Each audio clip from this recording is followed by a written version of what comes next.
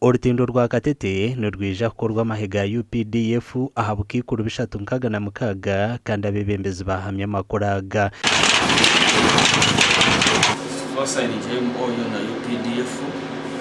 kandi urutindo rwoneza ko rukora miliyoni bishatu nkaga na mukaga n'imitwaro 15 na 10 na rukaga kandi kiri ku kirungi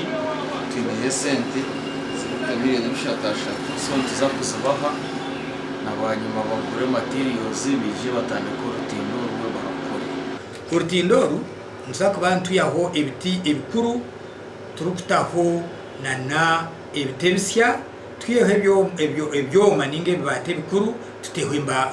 amabate amasya kandi tukatebekanisa habeje kureba ngo twakorana na twakubasa preventinga utokezindi empango utarabo okukora kwicerizana na UPDF kwizireho bwanyuma yo kuhaburwa okurukumara okorutindoro oruzinganize mirimo myinjo muri imbara aho turukugambira aba UPDF bariyo ni ba mobilizing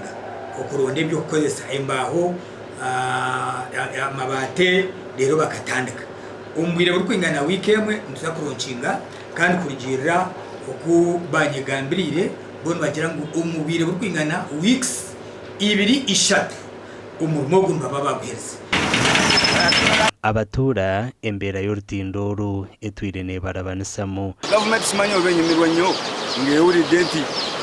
babantu bagudde mu ruzi ko kuboruka mwenje bagamba urutindoro rwa Katete ko kubori sinjo bagamba urutindoro rwa Katete aho kwemera nanka